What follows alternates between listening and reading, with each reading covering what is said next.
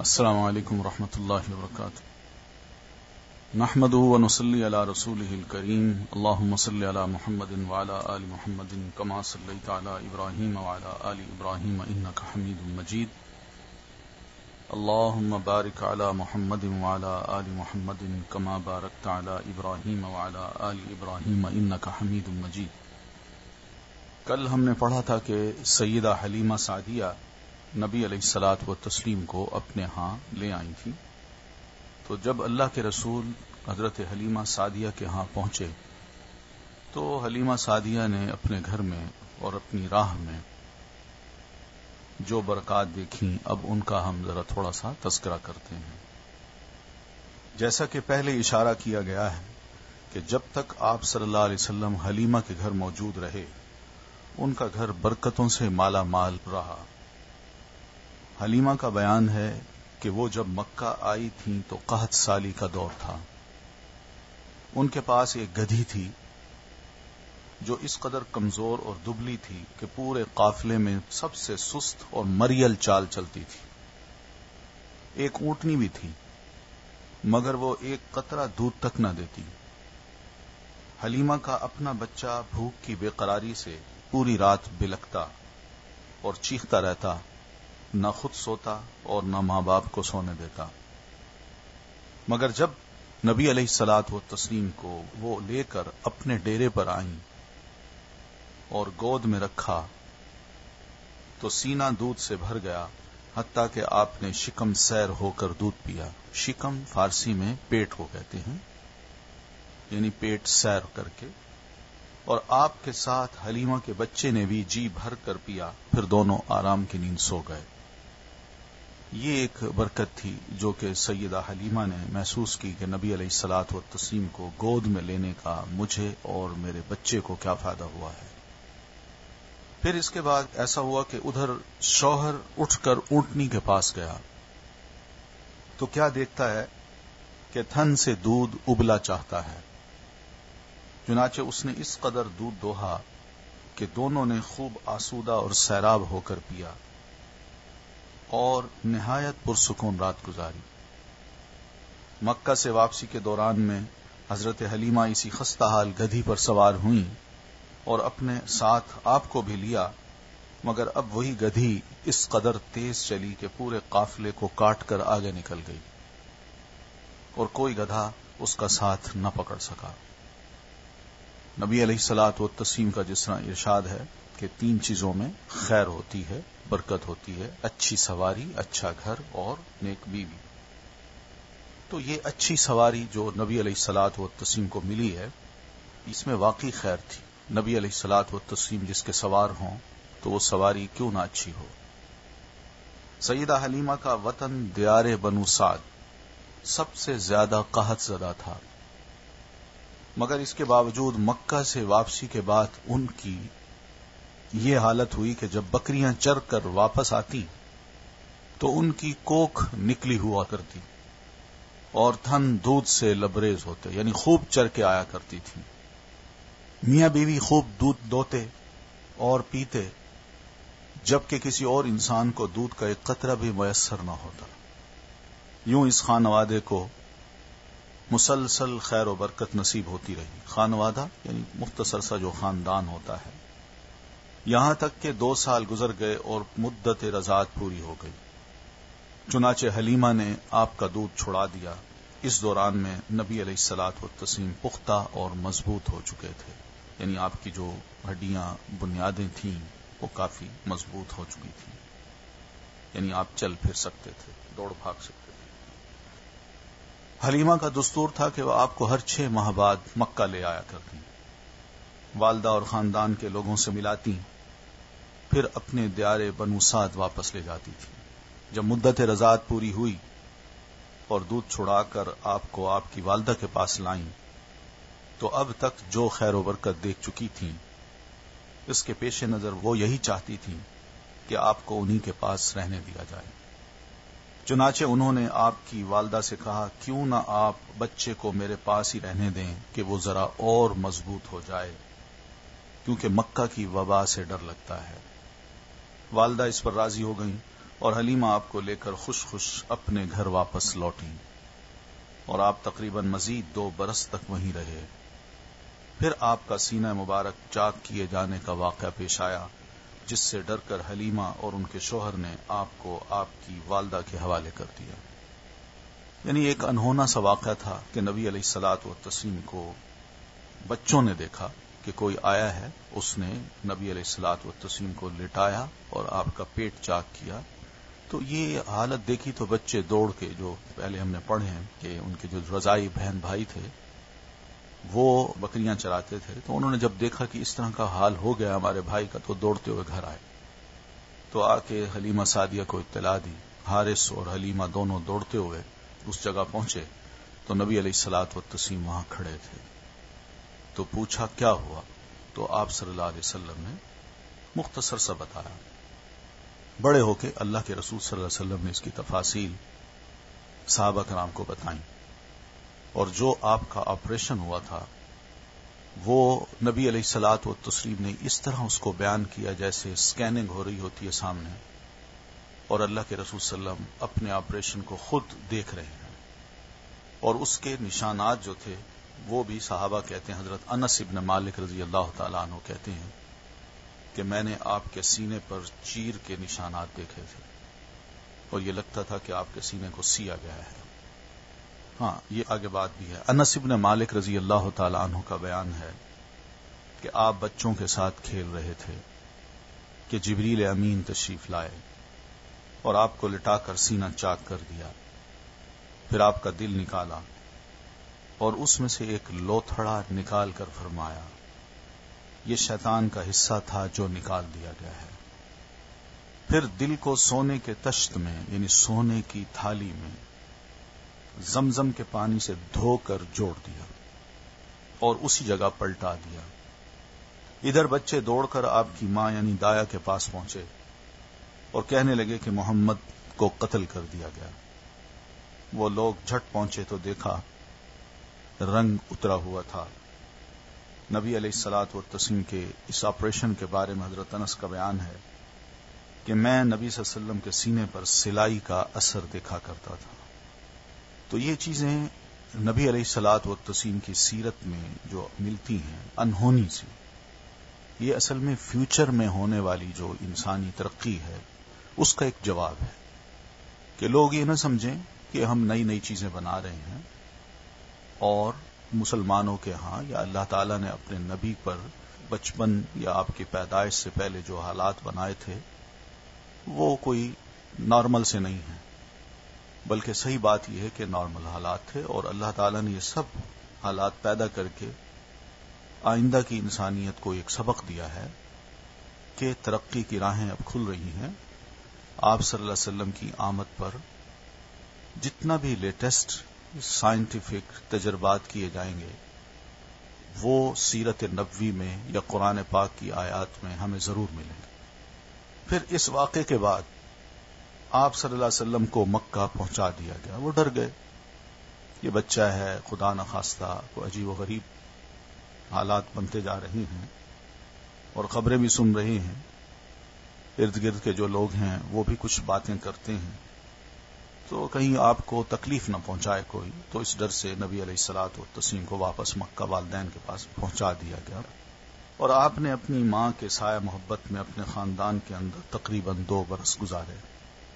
پھر والدہ، دادا اور ام ایمن کے ساتھ مدینے کا سفر کیا، جہاں آپ کے والد کی قبر بھی تھی اور دادا کا ننھیال بھی۔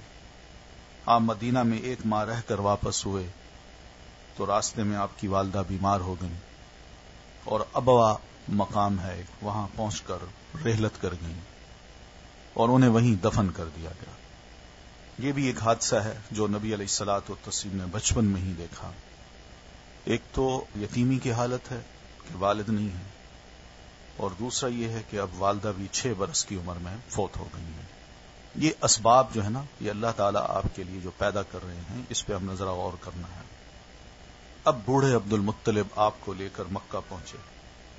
ان کے دل پر آپ کی اس نئی مصیبت کے احساس کا گہرا زخم تھا کہ والدہ ان کی فوت ہو گئی ہیں، نہ والد ہے نہ والدہ ہے۔ چنانچہ آپ کے لیے ان کے دل میں ایسی رقت پیدا ہوئی کہ خود ان کے اپنے بیٹوں کے لیے ویسے رقت نہ تھی. وہ آپ کی بڑی قدر کرتے، اپنی اولاد سے بھی بڑھ کر چاہتے، خوب اکرام کرتے. ان کا خاص فرش جس پر کوئی دوسرا نہ بیٹھ سکتا تھا اس پر آپ کو بٹھاتے، پیٹھ پر ہاتھ پھیرتے، آپ کی نقل و حرکت دیکھ کر خوش ہوتے اور یقین رکھتے تھے کہ آئندہ آپ کی ایک نرالی شان ہونے والی ہے. لیکن ابھی آپ کی عمر صرف 8 برس 2 مہینے اور 10 دن تھی کہ عبد المطلب بھی انتقال کر گئے. اب آپ کے چچا ابو طالب نے آپ کی کفالت کا بیڑا اٹھایا. یہ آپ کے والد کے سگے بھائی تھے، یعنی عبداللہ کے. انہوں نے آپ صلی اللہ علیہ وسلم سے خاص رحمت و شفقت برتی.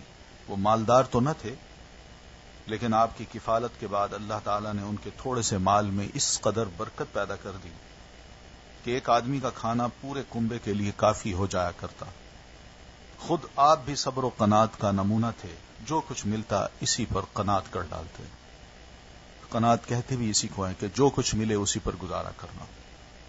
جب آپ صلی اللہ علیہ وسلم کی عمر 12 برس ہوئی اور کہا جاتا ہے کہ مزید 2 مہینے 10 دن ہوئی، یعنی 12 برس 2 مہینے 10 دن، تو ابو طالب نے تجارت کے لیے شام جانے کا ارادہ کیا.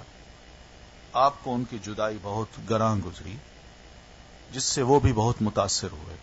گراں کا مطلب بڑا مشکل محسوس ہوا کہ چچا آپ چلے جائیں گے، میں چھوٹا ہوں، کس کے پاس رہوں گا، جس سے وہ بہت ہی متاثر ہوئے اور اپنے ساتھ لے لیا.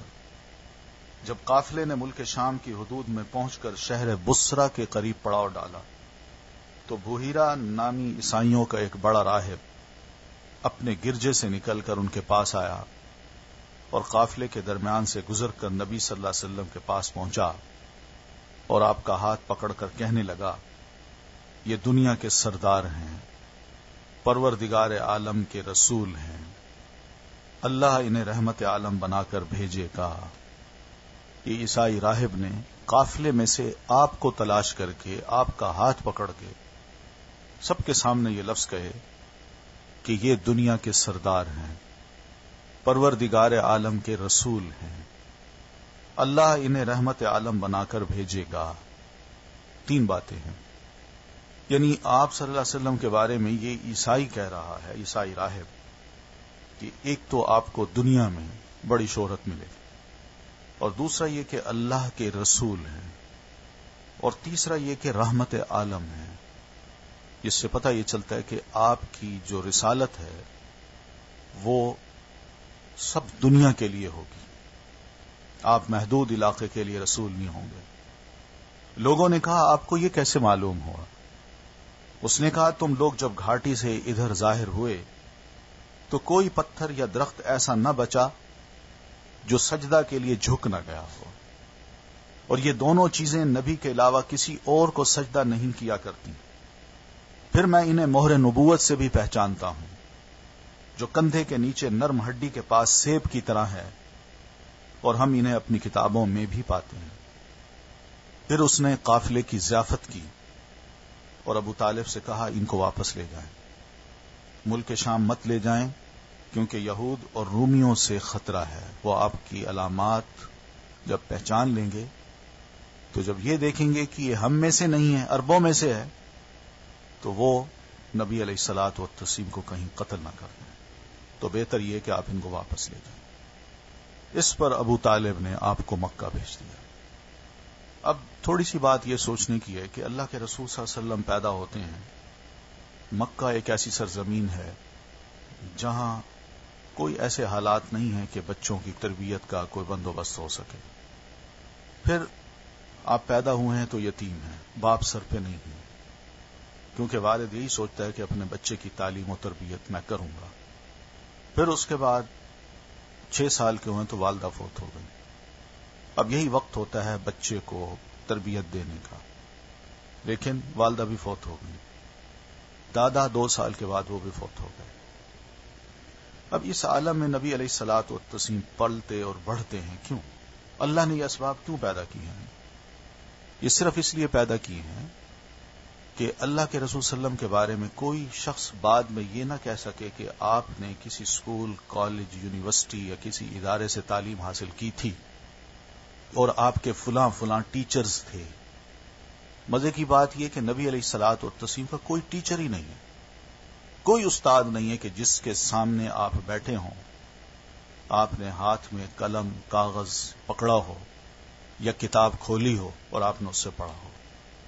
یہ سب اسباب اللہ نے اس لیے پیدا کیے ہیں کہ آپ کا الٹریٹ ہونا، امی ہونا، یہ دنیا کے لیے ایک معجزہ ثابت ہو کہ آپ کا وجود واقعی ایک بہت بڑا میریکل ہے، کہ جس نے نہ پڑھنا سیکھا، نہ لکھنا سیکھا، نہ کبھی استاد کے پاس گئے، نہ لوگوں کے پاس بیٹھے کہ ان سے پرانی کوئی حکایات سنیں، سٹوریاں سنیں. اب بحیرہ راہب سے بھی اگر ملاقات ہوئی تو اتنی چند لمحے کے لیے، بس اسی لمحے میں نبی علیہ الصلوۃ والتسلیم کو واپس بھیج دیا جاتا ہے.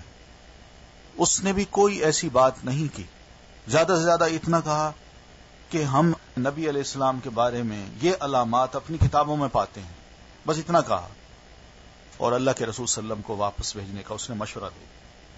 تو یہ سب حالات اس لیے بنائے گئے ہیں تاکہ نبی علیہ الصلوۃ والتسلیم کی زندگی آئندہ کے انسانوں کے لیے مشکوک نہ رہے کہ آپ پڑھے لکھے تھے، سمجھدار تھے، آپ نے بہت کچھ سیکھا تھا، آپ مختلف لینگویجز کو جانتے تھے، ہیبرو کو، سیریک زبان کو. نہیں، آپ صلی اللہ علیہ وسلم کی خالص تربیت اللہ تعالی نے کی ہے. اللہ نے یہ سب وسائل اور اسباب پیدا کیے تاکہ بڑے ہوں تو 40 سال کی عمر میں آپ کو یہ کہہ سکوں کہ اللہ کے رسول ما کنت تدری مل کتاب والایمان. یہ نبوت ملنے سے پہلے آپ کے علم میں یہ بات بھی نہیں تھی کہ کتاب کیا ہوتی ہے، یہ لکھنا پڑھنا کیا ہوتا ہے، اور ایمان کیا ہوتا ہے، یہ بھی آپ کے علم میں نہیں تھا.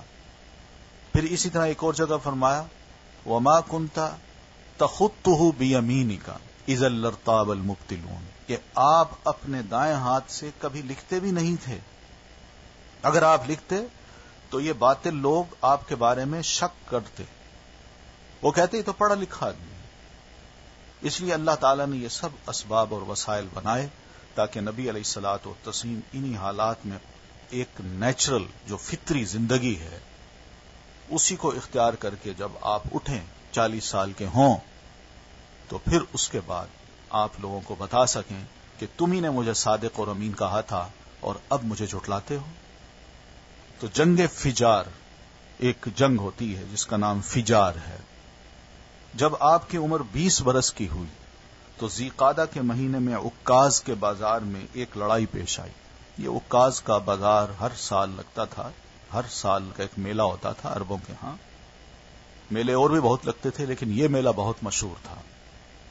عکاظ کے بازار میں ایک لڑائی پیش آئی جس میں ایک طرف قریش اور کنانہ کے قبائل تھے اور دوسری طرف قیس اور غیلان کے قبائل تھے.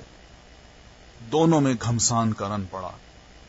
فریقین کے کئی آدمی کھیت رہے، یعنی قتل ہو گئے. لیکن بعد میں انہوں نے صلح کر لی اور طے کیا کہ دونوں طرف کے مقتول گنے جائیں، جدھر زیادہ ہوں ادھر والے زائد مقتولین کا خون بہا لے لیں. اس کے بعد جنگ ختم ہو گئی اور باہمی شر و عداوت کو مٹا دیا گیا صلح کی بنیاد پہ. اس جنگ میں آپ بھی شریک تھے اور اپنے چچاؤں کو تیر تھمایا کرتے تھے. اس کا نام جنگ فجار اس لیے پڑا کہ اس میں حرام مہینے کی حرمت پامال کی گئی، یعنی 4 اشہر، 4 مہینے جو ہیں حرام مہینے، ان مہینوں میں کسی ایک مہینے میں یہ لڑائی ہوئی. تو اس مہینے کی حرمت چونکہ پامال ہوئی اس لیے ایک بہت بڑا گناہ تھا، فجور تھا. تو اس فجور کی وجہ سے اس جنگ کو فجار کہا گیا. فجار نام کے واقعات 4 بار پیش آئے تھے. ہر سال ایک واقعہ پیش آتا رہا. مذکورہ واقعہ آخری تھا. اس سے پہلے کے 3 واقعات میں ہلکے پھلکے جھگڑے پیش آئے. لڑائی صرف اسی چوتھے واقعے میں پیش آئی تھی. اس جنگ کے بعد ہی ذی قعدہ کے مہینے میں 5 قریشی قبائل کے درمیان ایک عہد نامہ طے پایا جسے حلف الفضول کہتے ہیں. حلف قسم کو کہتے ہیں، فضول فضل کی جمع ہے. فضول فضل کی اس لیے جمع ہے کہ جتنے بھی اس میں شریک لوگ تھے جنہوں نے یہ قسمیں اٹھائی تھیں ان سب کا نام فضل سے شروع ہوتا تھا. ان قبائل کے نام یہ ہیں: بنو ہاشم، بنو المطلب، بنو اسد، بنو زہرہ اور بنو تیم. اس کی وجہ یہ ہوئی کہ زبید، یہاں زبید لکھا ہے لیکن یہ پیچھے جو نبی علیہ الصلوۃ والتسلیم کا شجرہ نسب دیا گیا ہے اس میں زبید لکھا گیا ہے، لیکن ہے اصل میں زبید ہی، ایک شہر ہے زبید. اس کی وجہ یہ ہوئی کہ زبید یمن، یعنی یمن کا ایک شہر، زبید کا ایک آدمی سامان تجارت لے کر مکہ آیا. عاص بن وائل نے اس سے سامان خریدا لیکن قیمت ادا نہ کی. اس نے بنو عبد الدار، بنو مخزوم، بنو جمح اور بنو سہم اور بنو عدی سے فریاد کی لیکن انہوں نے کوئی توجہ نہ دی. یعنی اس نے کہا کہ بھائی میں نے سامان بیچا ہے، یہ صاحب سامان لے کے پیسے ہڑپ کر کے بیٹھ گئے ہیں، میری مدد کیجیے، ان کو کہیے دیں. چنانچہ اس نے جبل ابو قبیس پر چڑھ کر، ایک پہاڑ تھا قریب، چند اشعار میں اپنی مظلومیت کا نقشہ کھینچا اور آواز لگائی کہ کوئی اس کا حق دلانے کے لیے اس کی مدد کرنے کو تیار ہے. اس پر زبیر بن عبد المطلب نے دوڑ دھوپ کی. چنانچہ مذکورہ قبائل کے افراد بنو تیم کے سردار عبداللہ ابن جدعان کے گھر میں اکٹھے ہوئے اور آپس میں عہد و پیمان کیا کہ مکہ میں جو بھی مظلوم نظر آئے، خواہ مکہ کا رہنے والا ہو یا کہیں اور کا، یہ سب اس کی حمایت میں اٹھ کھڑے ہوں گے. اور عاص بن وائل سے زبیدی کا حق لے کر اس کے حوالے کیا. اس عہد و پیمان میں آپ بھی اپنے چچاؤں کے ساتھ تشریف فرما تھے اور شرف رسالت سے مشرف ہونے کے بعد فرمایا کرتے: لقد شہدت فی دار عبداللہ ابن جدعان حلفا ما احب ان لی به حمر النعم ولو ادعا به فی الاسلام لاجبت. میں عبداللہ ابن جدعان کے مکان پر ایک ایسے معاہدے میں شریک ہوا کہ مجھے اس کے عوض سرخ اونٹ بھی پسند نہیں، اور اگر میں اس کے لیے دور اسلام میں بلایا جاتا تو اسے یقیناً قبول کرتا. یعنی یہ معاہدہ کچھ ایسا تھا کہ جس کو نبی علیہ الصلوۃ والتسلیم ہمیشہ کے لیے یاد رکھا کرتے تھے. نبی علیہ الصلوۃ والتسلیم یتیم پیدا ہوئے اور اپنے دادا پھر چچا کی کفالت میں پرورش پائی. والد سے وراثت میں جو کچھ ملا تھا اس سے کچھ ہونے والا نہ تھا، لہذا جو ہی آپ ہلکے پھلکے کام کرنے کے لائق ہوئے اپنے رضائی بھائیوں کے ساتھ دیار بنی سعد میں بکریاں چرانے لگے. وہیں سے اپنی آمدنی کا کچھ ذریعہ تلاش کیا. جب مکہ آئے تو وہاں بھی چند قیرات کے عوض اہل مکہ کی بکریاں چرائیں. ظاہر ہے چچا خود عیالدار تھے ابو طالب، اور پھر خود بھی نبی علیہ الصلوۃ والتسلیم یتیم تھے، والد کی طرف سے دادا کی طرف سے آپ کو کچھ نہیں ملا تھا. تو قیرات ایک دینار کا 20واں یا 24واں حصہ ہوتا ہے، جس کی قیمت اس زمانے میں بمشکل 80-90 روپے تھی. اوائل عمر میں بکریاں چرانا انبیاء کی سنت ہے. ایک بار عہد نبوت میں نبی صلی اللہ علیہ وسلم نے فرمایا: ما من نبی الا ورعاها، کوئی بھی نبی نہیں گزرا جس نے بکریاں نہ چرائی ہوں. اور جانوروں میں کہا یہ جاتا ہے کہ جتنے بھی پالتو جانور ہیں ان میں سب سے زیادہ شرارتی جو جانور ہے وہ بکری ہے، اس لیے کہ یہ اچھلتی کودتی، ایک جگہ بیٹھتی نہیں ہے، بھاگتی ہے، دوڑتی ہے، اور ہر جگہ جہاں بھی اس کا موقع ملتا ہے وہ کوئی نہ کوئی چیز کھانے کو لپکتی ہے. تو نبی علیہ الصلوۃ والتسلیم نے ایسے جانوروں کو چرایا ہے. جب آپ جوان ہو گئے تو غالباً تجارت کرنے لگے، کیونکہ بعض روایات میں مذکور ہے کہ آپ صائب بن ابو صائب کے ساتھ مل کر تجارت کرتے تھے.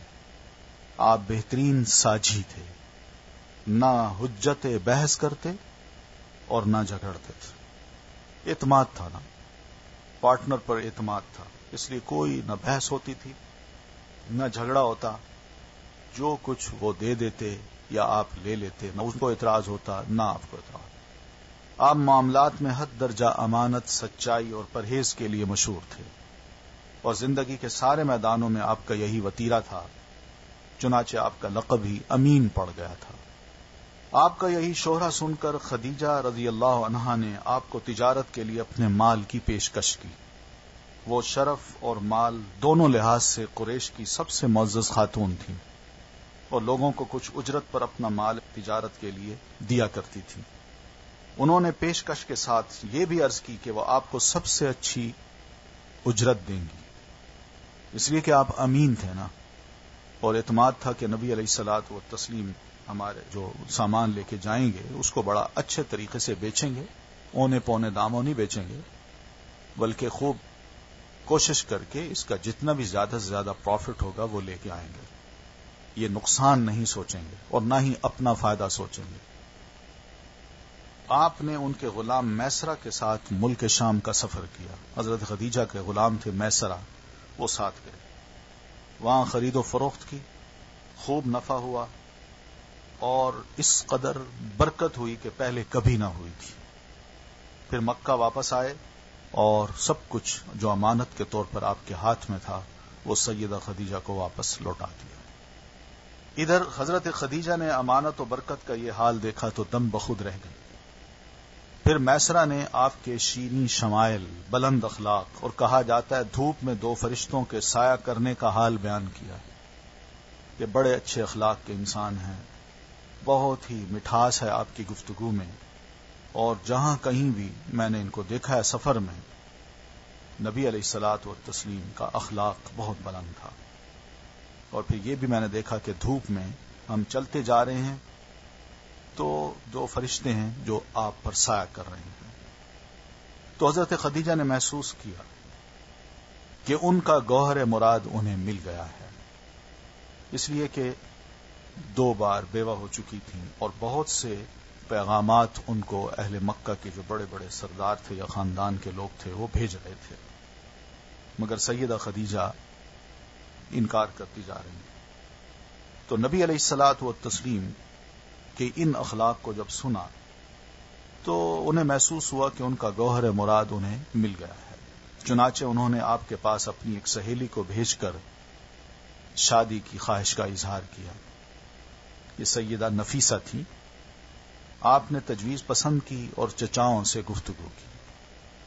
انہوں نے حضرت خدیجہ کے چچا عمرو بن اسد کو پیغام بھیجا. بات طے ہو گئی اور بنو ہاشم اور سرداران قریش کی ایک مجلس میں 20 اونٹ اور کہا جاتا ہے کہ 6 اونٹ پر جو مہر تھا نکاح ہو گیا. خطبہ نکاح ابو طالب نے پڑھا. وہ کہتے ہیں کہ ورقہ بن نوفل بھی جو حضرت خدیجہ رضی اللہ تعالی عنہا کے کزن تھے، چچا کے بیٹے تھے، وہ بھی اس نکاح میں موجود تھے. تو خطبہ نکاح ابو طالب نے پڑھا اور وہاں جو تقریر کی وہ ورقہ بن نوفل نے کی، اور اس نے بھی نبی علیہ الصلوۃ والتسلیم کے عادات، خصائل اور اس طرح کے اخلاق جو ہیں اس کا ذکر کیا اور مبارکباد دی اپنی کزن خدیجہ کو کہ تمہیں ایک بہترین انسان بطور شوہر کے ملا ہے. تو خطبہ نکاح ابو طالب نے پڑھا جس میں اللہ کی حمد و ثنا کی، پھر آپ کے فضل و شرف کا ذکر کیا، اس کے بعد ایجاب و قبول کے کلمات کہے اور مہر بیان کیا. یہ خطبہ تھا. تو یہ نکاح ملک شام سے واپسی کے 2 مہینے اور چند دن بعد ہوا ہے. اس وقت آپ صلی اللہ علیہ وسلم کی عمر 25 برس تھی اور حضرت خدیجہ کی عمر مشہور قول کے مطابق 40 سال تھی. تو 15 سال کا فرق بھی ہے. ایک قول یہ بھی ہے کہ 28 سال تھی، کچھ اور اقوال بھی ہیں. حضرت خدیجہ کی شادی پہلے عتیق ابن عائز مخزومی سے ہوئی تھی، وہ انتقال کر گیا تو ابو حالہ تیمی سے ہوئی اور اس سے ایک بچہ بھی پیدا ہوا. پھر ابو حالہ بھی انتقال کر گیا. اس کے بعد بڑے بڑے سرداران قریش نے شادی کرنی چاہی مگر حضرت خدیجہ راضی نہ ہوئی، یہاں تک کہ اللہ تعالی نے ان کو آپ کے شرف زوجیت سے نوازا اور ایسی سعادت عطا فرمائی کہ پہلوں اور پچھلوں سب کے لیے باعث رشک بن گئی. نبی صلی اللہ علیہ وسلم کی حضرت خدیجہ سے اولاد بھی ہوئی. نبی علیہ الصلوۃ والتسلیم کی حضرت خدیجہ پہلی بیوی تھی. ان کے جیتے جی آپ نے کسی اور سے شادی نہ کی. آپ کی تمام اولاد بھی انہی سے ہی تھی. صرف ابراہیم تھے جو ماریا قبطیہ سے تھے. ان کی اولاد کے نام یہ ہیں جو حضرت خدیجہ سے ہوئی ہیں. پہلے قاسم ہیں، پھر زینب ہیں، پھر رقیہ، پھر ام کلثوم، پھر فاطمہ اور پھر عبداللہ. کچھ لوگوں نے تعداد اور ترتیب دونوں میں اس سے اختلاف کیا ہے. آپ کے تمام لڑکے بچپن ہی میں فوت ہو گئے تھے، البتہ تمام بچیوں نے عہد نبوت پایا، اسلام لے آئیں اور ہجرت بھی کی، اور سب کے سب آپ کی زندگی ہی میں فوت بھی ہو گئیں، صرف حضرت فاطمہ آپ کے بعد 6 ماہ زندہ رہی ہیں۔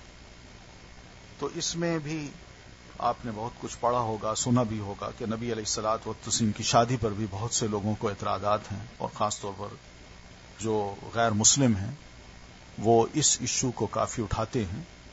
تو اس سے اندازہ کیا جا سکتا ہے کہ اللہ کے رسول صلی اللہ علیہ وسلم کی عمر 25 سال کی، اور جس خاتون سے آپ کی شادی تقریباً 15 سال آپ سے بڑی ہیں، 40 سال کی ہیں، پھر یہ کہ ساری عمر آپ نے کوئی اور شادی نہیں کی۔ جب آپ 50-52 سال کے تھے تو حضرت خدیجہ رضی اللہ تعالی عنہا کا انتقال ہوا ہے، اور پھر اس عمر میں آپ نے مزید شادیاں کی ہیں۔ تو دیگر شادیاں صرف محض اس لیے کی ہیں کہ جو مخالفت آپ صلی اللہ علیہ وسلم کی ہو رہی تھی، آپ چاہتے تھے کہ ان قبائل میں داخل ہو جاؤں، ان خاندانوں میں داخل ہو جاؤں، اور جب کسی خاندان میں انسان شادی کرتا تو عربوں کے ہاں ایک عادت تھی کہ وہ اس لڑکے کو اپنا بیٹا ہی سمجھتے تھے، اور یہ بات ہے بھی اصولی، بات بھی درست ہے۔ تو اس طرح وہ دشمنی محبت میں بدل جاتی تھی۔ تو یہ ایک مقصد تھا آپ کی شادی کا۔ دوسرا، اللہ تعالی نے آپ کی ازواج مطہرات سے کچھ دین کا کام بھی لینا تھا، تو وہ کام بھی جو بعد میں زندہ رہیں اللہ تعالی نے ان سے لیا، یہ مصلحتیں تھیں۔ باقی یہ کہ حضرت خدیجہ رضی اللہ تعالی عنہا سے جو اولاد ہوئی ہے آپ کی، وہ بھی بعض یہ کہتے ہیں کہ نبی علیہ الصلوۃ والتسلیم کے ایک لڑکا تھا جس کا نام طیب تھا، دوسرا طاہر تھا، یہ نام بھی بیان کرتے ہیں، لیکن صحیح بات یہ کہ عبداللہ یا قاسم کو اللہ کے رسول صلی اللہ علیہ وسلم ان 2 ناموں سے بھی پکارتے تھے، کبھی آپ فرماتے طاہر، کبھی آپ فرماتے طیب، لیکن نام ایک ہی بچے کا ہے، 3 نام جو روایات میں آ گئے ہیں۔ تو قاسم کے نام سے آپ اپنی کنیت رکھتے تھے، ابو القاسم، یہ آپ کی کنیت۔ زینب، یہ بھی نبی علیہ الصلوۃ والتسلیم کی سب سے بڑی بیٹی ہے، یہ زینب ہیں جن کی شادی ابو العاص سے ہوئی، اور یہ بعد میں مسلمان بھی ہوئے۔ ان سے زینب کے 2 بچے بڑے معروف ہیں، ایک امامہ ہے، امامہ ان کا نام ہے، اور دوسرے علی ہیں۔ امامہ آپ کی یہ نواسی جب نبی علیہ الصلوۃ والتسلیم مسجد میں نماز پڑھاتے تھے تو یہی نواسی مسجد میں آ جاتی، آپ کی پیٹھ پہ چڑھ جاتی تھیں جب آپ سجدے میں ہوتے تھے، اور آپ صلی اللہ علیہ وسلم کافی دیر تک سجدے میں رہتے جب تک کہ یہ بچی خود اپنی مرضی سے نیچے نہ اترتی، اور جب آپ اللہ اکبر کر کے بیٹھتے تو آپ کی گود میں آ کے بیٹھ جاتے۔ پھر اسی طرح علی جو ہیں، یہ وہ علی ہیں جن کو نبی علیہ الصلوۃ والتسلیم نے فتح مکہ کے روز اوپر چڑھایا تھا، اور بعض روایات میں آتا ہے کہ آپ کے کندھے پہ وہ چڑھ کے اوپر گئے اور جو بت تھے ان کو توڑا تھا انہوں نے۔ تو یہ علی وہ ہیں۔ تو زینب، انہوں نے ہجرت بھی کی اور ہجرت کی راہ میں بڑی تکلیفیں بھی اٹھائیں۔ آپ صلی اللہ علیہ وسلم نے زینب کے بارے میں فرمایا کہ میری یہ بیٹی، دین کی خاطر اس نے جو تکلیفیں اٹھائی ہیں وہ ماضی میں کسی عورت نے نہیں اٹھائی۔ پھر رقیہ ہیں، یہ اور ام کلثوم، ان دونوں کی یکے بعد دیگرے سیدنا عثمان رضی اللہ تعالیٰ عنہ کے ساتھ شادیاں ہوئی ہیں۔ رقیہ بڑی تھیں جب نبی علیہ الصلوۃ والتسلیم جنگ بدر میں تشریف لے جا رہے تھے تو رقیہ بیمار تھی، تو آپ صلی اللہ علیہ وسلم نے حضرت عثمان سے فرمایا کہ تم اپنی بیوی کا خیال کرو، اور ہم جا رہے ہیں جنگ بدر میں، اگر شرکت نہیں ہوئی تو اللہ تعالیٰ نے تمہیں اتنا ہی ثواب دینا ہے جتنا اس مجاہد کو ملے گا جو بدر کے میدان میں لڑے گا۔ تو یہ ایک مجبوری تھی جس کی وجہ سے سیدنا عثمان رضی اللہ تعالیٰ عنہ کو اللہ کے رسول نے خود روکا۔ تو بعض لوگ کہتے ہیں نا کہ یہ بہادر لوگ کہاں تھے، یہ بہادر تھے تو جنگوں میں شامل کیوں نہیں ہوئے؟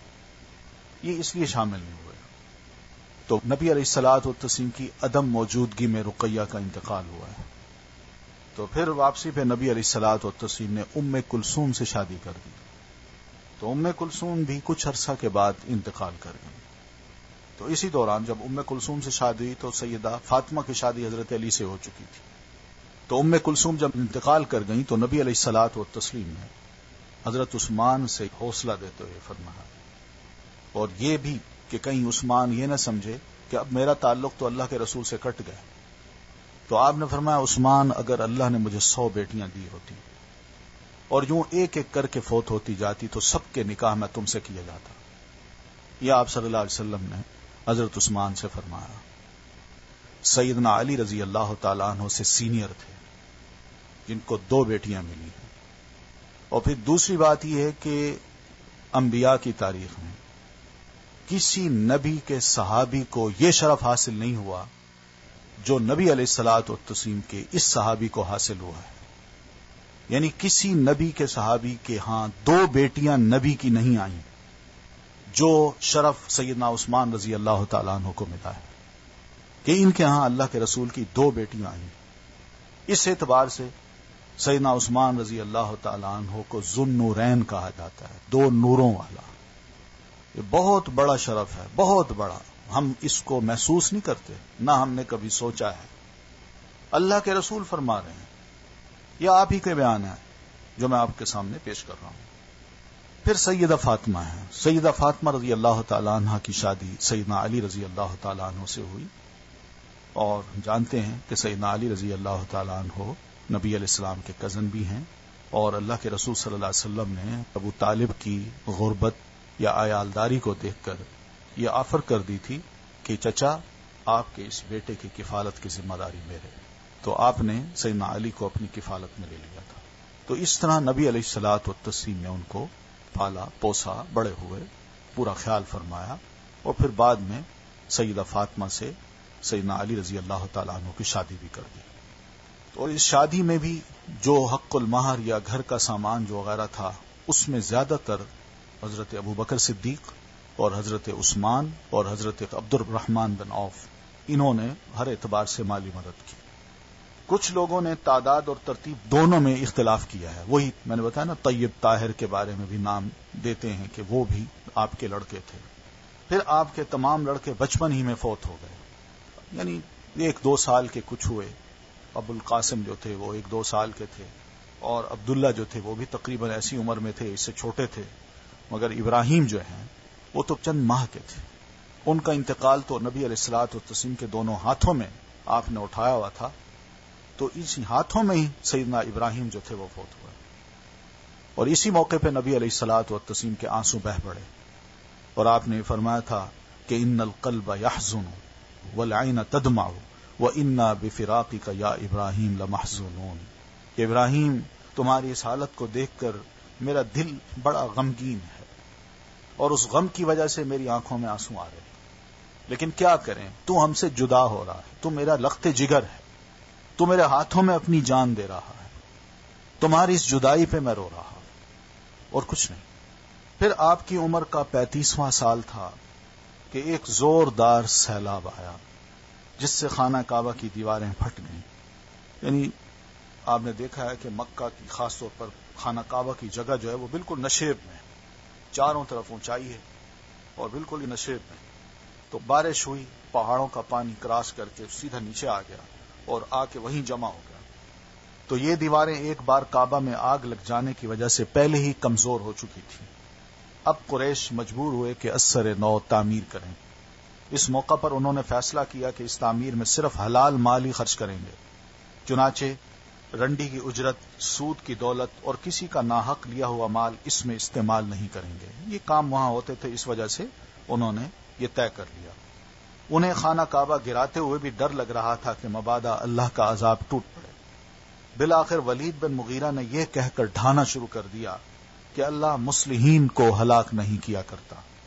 جب لوگوں نے دیکھا کہ اسے کچھ نہیں ہوا تو انہوں نے بھی ڈھانا شروع کر دیا اور حضرت ابراہیم علیہ السلام والی بنیاد تک گرا ڈالا. مصلحین سے مراد یہ کہ جو اصلاح کرنے والے لوگ ہیں، یعنی ہم خانہ کعبہ کی اصلاح کرنا چاہتے ہیں، اس کی دوبارہ صحیح تعمیر کرنا چاہتے ہیں، تو اس لیے اللہ تعالی ہمیں ہلاک نہیں کرے گا. اس کے بعد تعمیر شروع ہوئی. تعمیر کے لیے ہر قبیلے کا الگ الگ حصہ مقرر ہوا. اشراف اپنے کاندھوں پر پتھر لاتے اور ڈھیر لگاتے. رسول اللہ صلی اللہ علیہ وسلم اور آپ کے چچا عباس بھی پتھر ڈھو رہے تھے. تعمیر کا کام باقوم نامی ایک رومی معمار کر رہا تھا. یہ اتفاق ہے کہ یہ جو کنسٹرکشن ہے اس میں یہی لوگ ہی ماہر تھے اور اب تک ہیں. چونکہ مال اتنا جمع نہ ہو سکا تھا کہ عمارت حضرت ابراہیم علیہ السلام کی بنیادوں پر مکمل کی جا سکتی، اس لیے شمال کی طرف سے تقریباً 6 ہاتھ چھوڑ کر اس پر ایک چھوٹی سی دیوار اٹھا دی گئی تاکہ علامت رہے کہ یہ کعبہ کا حصہ ہے. اسی کو حجر یا حتیم کہتے ہیں. جب دیوار حجر اسود تک اٹھ چکی تو ہر سردار نے چاہا کہ وہی حجر اسود کو اس کی جگہ رکھنے کا شرف حاصل کرے گا. اس پر سخت جھگڑا اٹھ کھڑا ہوا جو 4-5 روز جاری رہا اور قریب تھا کہ حرم میں خون خرابہ ہو جاتا. لیکن ابو امیہ نے جو سب سے زیادہ عمر رسیدہ یعنی بزرگ انسان تھا، یہ کہہ کر فیصلے کی ایک صورت پیدا کر دی کہ مسجد حرام کے دروازے سے جو شخص پہلے داخل ہو اسے اس جھگڑے کا حکم مان لیں، یعنی جج مان لیں. لوگوں نے یہ تجویز منظور کر لی. اللہ کی مشیت دیکھیں کہ اس کے بعد سب سے پہلے جو شخص داخل ہوا وہ آپ صلی اللہ علیہ وسلم تھے. قریش نے دیکھتے ہی کہا ھذا الامین رضیناہ ھذا محمد، یہ محمد جو امین ہیں ہم ان سے راضی. پھر آپ صلی اللہ علیہ وسلم ان کے پاس پہنچے تو آپ کو تفصیل بتائی گئی کہ یہ جھگڑا ہے ہم میں، آپ بتائیے کس طرح اس کو حل کریں. آپ نے اس کا حل یہ نکالا کہ ایک چادر لی، اس میں حجر اسود رکھا اور سب سرداروں سے کہا کہ اس کا کنارہ پکڑ کر اوپر اٹھائیں. سب نے ایسا کیا. جب چادر حجر اسود کی جگہ تک پہنچ گئی تو آپ نے اپنے مبارک ہاتھ سے حجر اسود کو اس کی جگہ پر رکھ دیا. یہ عمدہ فیصلہ تھا، اتنا عمدہ کہ اس پر سب خوش ہو گئے. حجر اسود زمین سے 1.5 میٹر بلندی پر ہے، یعنی اٹھا ہوا ہے، اور دروازہ تقریباً 2 میٹر اونچا ہے. قریش نے اسے اتنا اونچا اس لیے رکھا تاکہ ان کی اجازت کے بغیر کوئی شخص کعبہ میں داخل نہ ہو سکے. دیواریں 18 ہاتھ بلند ہیں جبکہ پہلے 9 ہاتھ تھیں. اندرون کعبہ 2 قطاروں میں 6 ستون کھڑے کیے گئے ہیں اور 15 ہاتھ کی بلندی پر چھت بنائی گئی ہے جبکہ پہلے نہ ستون تھے اور نہ چھت. اور اب بھی اندر کا داخلی جو منظر ہے وہ بھی تقریباً ایسا ہی ہے جو کہ ویڈیوز کی شکل میں یوٹیوب پر ملتا ہے. تو یہیں تک کافی. انشاءاللہ نبی علیہ الصلوۃ والتسلیم کی مزید سیرت کو انشاءاللہ ہم پڑھیں گے.